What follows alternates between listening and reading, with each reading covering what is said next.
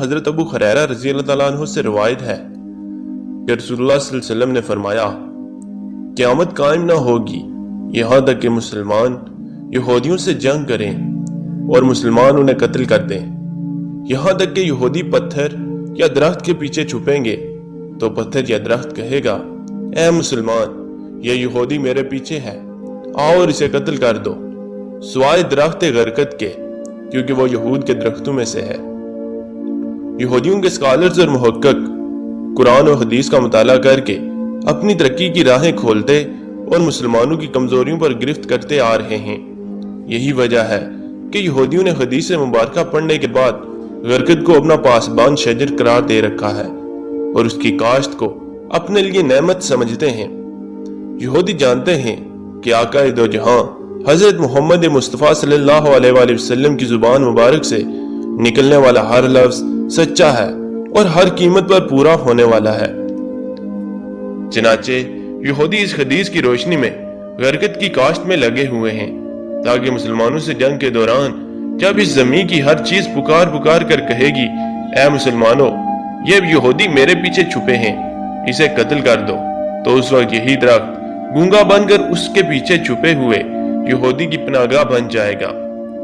यहूदी जानते हैं ऐसा ही होगा, ये मार्का होकर रहेगा। असल में दौरे हाजिर का सबसे बड़ा अलमिया यह है कि मुसलमान अपने ही दीन और किताब की तालीमात से नावाकिफ हैं।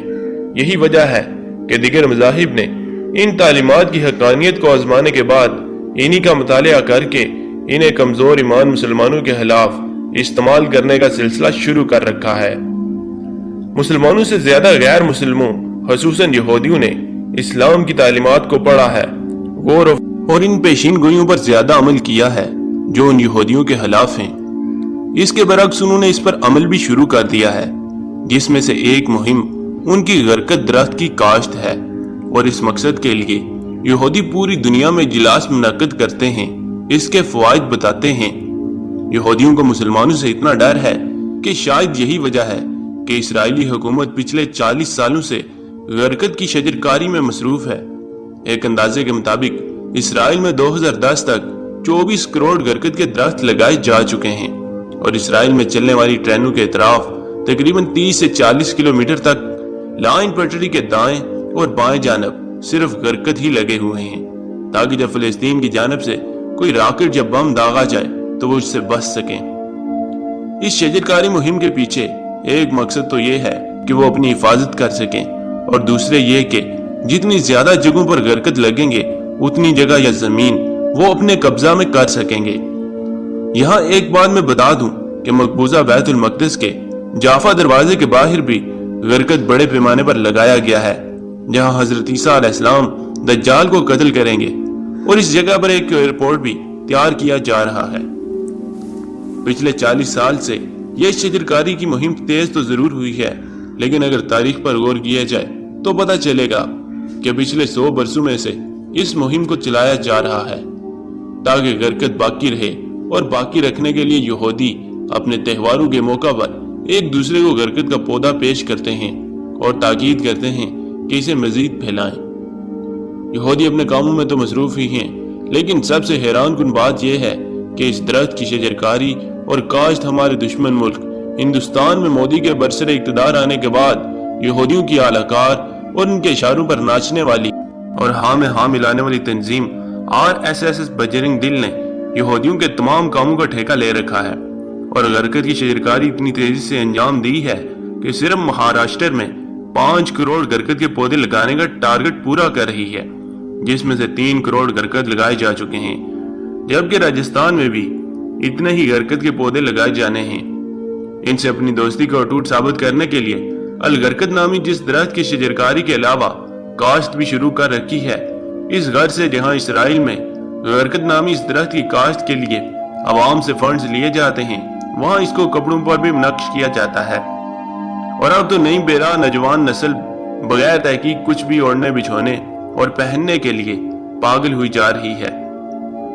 गरकत दरख्त को मजीद मशहूर और आम करने के लिए एक कैफे प्रेस कंपनी ने गरकत के दरख्त वाली तस्वीर की टी शर्ट्स, मग्स, बटन टोपियां और दीगर मसनूआत ऑनलाइन फरोख्त करना शुरू कर दी हैं। اس کے علاوہ جوش نیشنل فرنٹ کی زیر سرپرستی IALC امریکہ ادارے USAID کے تعاون سے اسے لگانے کا کام کیا جا رہا ہے۔ اس تنظیم نے ایک کتابچہ طبع کیا تھا جس میں لکھا تھا اور یہودیوں کو ایک خوبصورت تحریر کے ساتھ ہدایت دی تھی، اور جب تم گھر لوٹو تو درخت لگا کر لوٹو۔ سیو دا غرقد ٹری کا بھی نعرہ انہوں نے ہی دیا تھا۔ واضح رہے کہ اس تنظیم کا اسرائیلی ملکیت میں 31% حصہ ہے۔ یہودیوں کی تنظیم کی ایک خاص کتاب میں ملا کہ مقبوضہ فلسطینی علاقے اور اسرائیل میں لیسیم شابی کی تعداد میں تیزی سے اضافہ ہوا ہے، اور وہ یہی پودا لگا رہے ہیں جسے اللہ کے رسول صلی اللہ علیہ وآلہ وسلم نے جنت البقیع سے تلف کیا، اکھاڑ پھینکا تھا۔ اسی مناسبت سے میں آپ کو بتا دوں کہ جنت البقیع کا اصل نام بھی بقیع الغرقد اسی لیے ہے کہ جس جگہ یہ قبرستان ہے پہلے وہ غرقد کی جھاڑیوں کا خطہ تھا۔ بحر کیف اسرائیل اس وقت پوری دنیا میں اپنے پاسبان درخت غرقد لگانے کے لیے کمر کس چکا ہے، کیونکہ وہ اپنے اعتقادات سے زیادہ اسلام کی سچائی کو مانتا ہے۔ واضح رہے کہ 2008 میں ممبئی میں اسرائیلی سینٹر پر حملہ ہوا تھا جس میں ایک بھی اسرائیلی سفیر یا سفارتکار ختم نہیں ہوا تھا، کیونکہ انہوں نے اپنے سفارت خانہ میں لگے غرقد درخت کے نیچے پناہ لی تھی۔ اس تجربہ کے بعد اسرائیل نے تمام سفارت خانوں میں غرقد کے درخت لگا دیے ہیں۔ فلسطینی علماء اکرام کا کہنا ہے کہ بالخصوص اسرائیل میں بڑے پیمانے پر غرقد لگا کر یہودیوں نے نبی کریم صلی اللہ علیہ وآلہ وسلم کی پیشگوئی کا وقت قریب کر دیا ہے۔ خیبر میں شکست کھانے کے بعد سے اب تک ان کے پاس نہ کوئی ملک تھا اور نہ ہی فوج، لیکن 20ویں صدی میں انہوں نے پہلی مرتبہ ایک ملک حاصل کیا، جبکہ دجال کا خاتمہ بھی بیت المقدس میں ہونا ہے اور ممکنہ طور پر وہ یہود سے ہوگا۔ تو ہمیں چاہیے کہ ہم رسول اللہ صلی اللہ علیہ وآلہ وسلم کی پیروی کریں۔ حاضرین محترم، امید کرتے ہیں کہ آج کی یہ ویڈیو آپ کو پسند آئی ہوگی۔ اگلی ویڈیو کے ساتھ پھر حاضر ہوں گے، تب تک اپنا اور اپنے پیاروں کا بہت سا خیال رکھیے گا۔ اللہ نے کے بعد